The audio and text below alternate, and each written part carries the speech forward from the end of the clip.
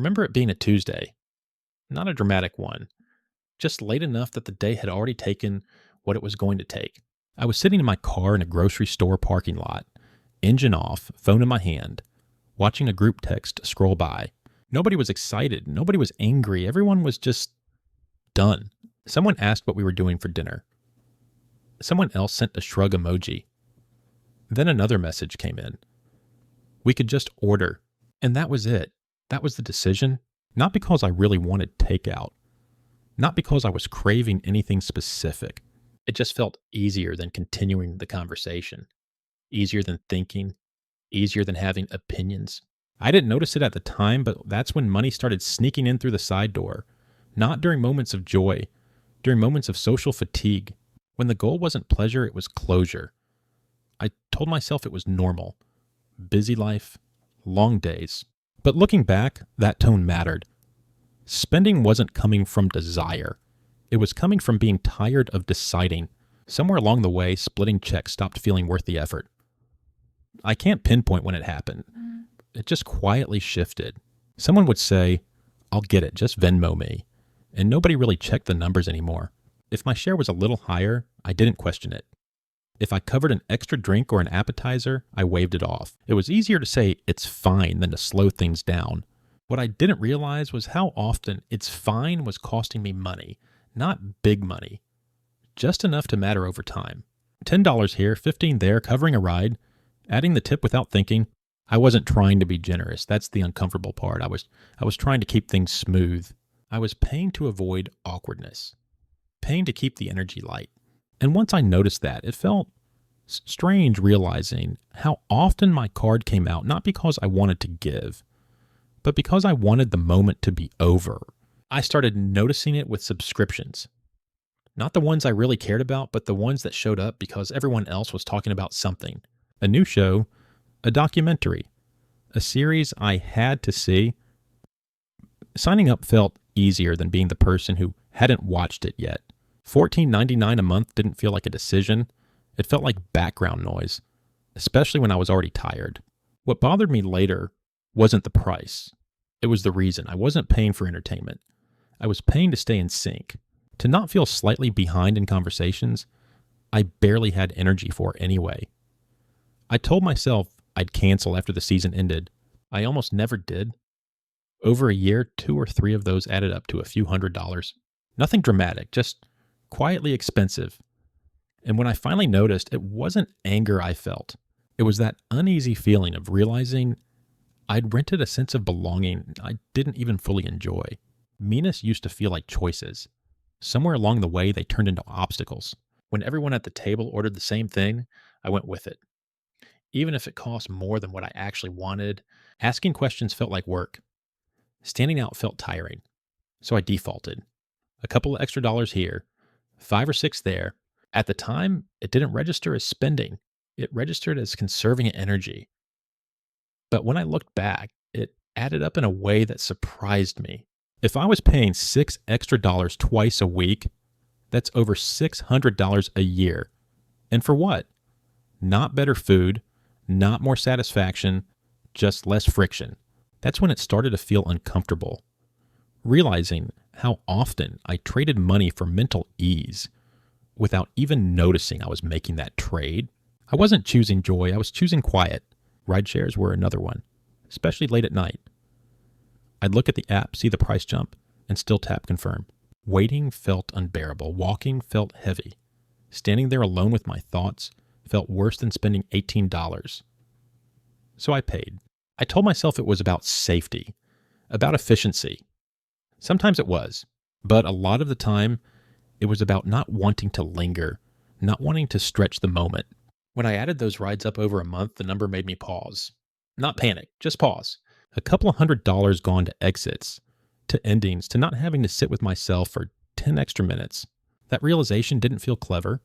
It felt quietly sad, like noticing how often I paid to escape small pockets of stillness. Group trips were harder, not because I didn't want to go, but because saying no felt heavier than saying yes. When everyone's excited and sending links, it's easy to nod along, easy to tell yourself you'll figure out the money later. Later usually meant a credit card. I remember one trip that added almost $800 to a year that was already tight. Flights, meals, shared costs that kept creeping up. None of it felt outrageous in the moment. It felt social. It felt normal. But when I got home and looked at my balance, something shifted. I wasn't chasing luxury. I was avoiding being the difficult one.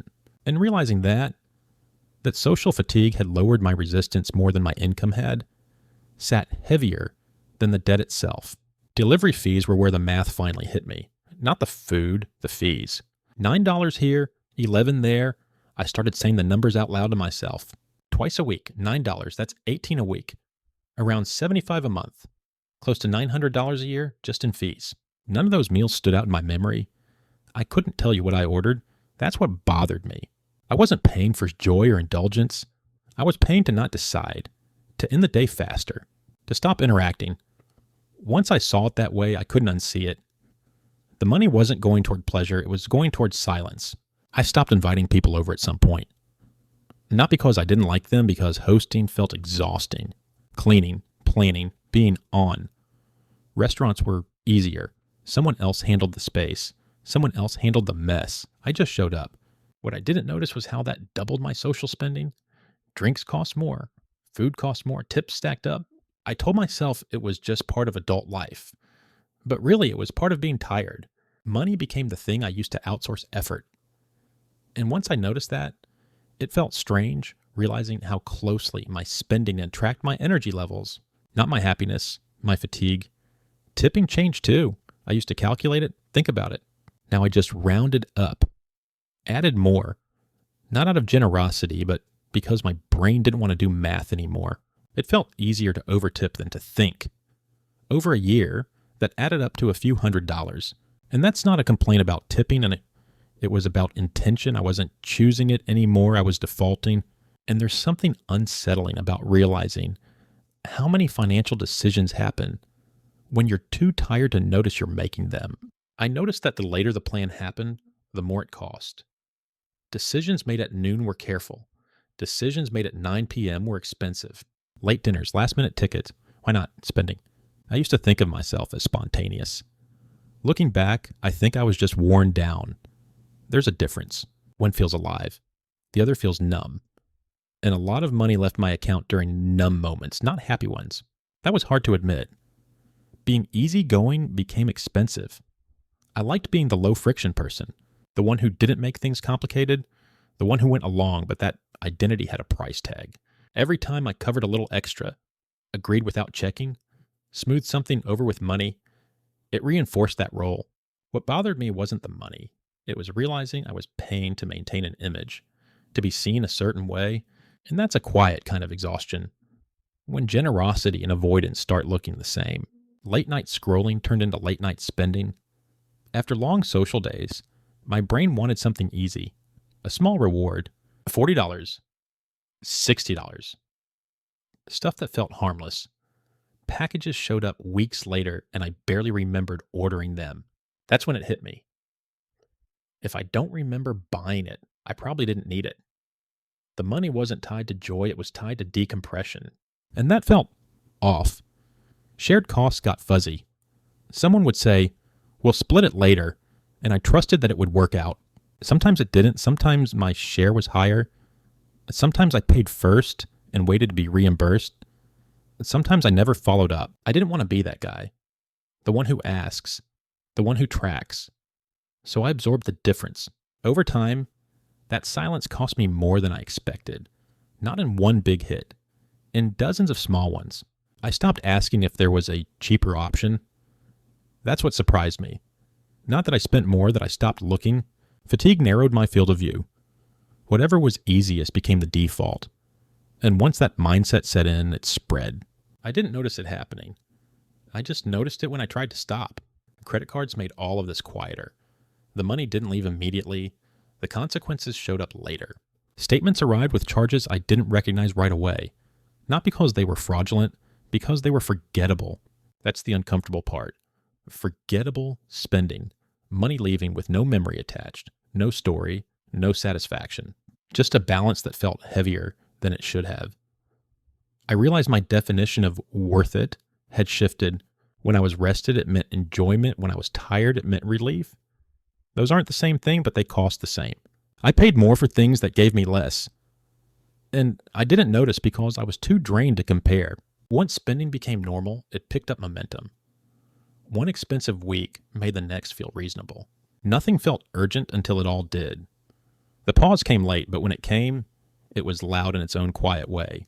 That was the part I didn't want to look at first. Nothing dramatic triggered my awareness, no crisis, no wake-up call. Just a slow realization that I wasn't irresponsible. I was exhausted. And exhaustion had been making decisions on my behalf for a long time. That didn't excuse it, but it explained it. When I added it all up, the number wasn't shocking. It was uncomfortable. Because so much of that money went to smoothing edges, avoiding friction, ending conversations, staying agreeable.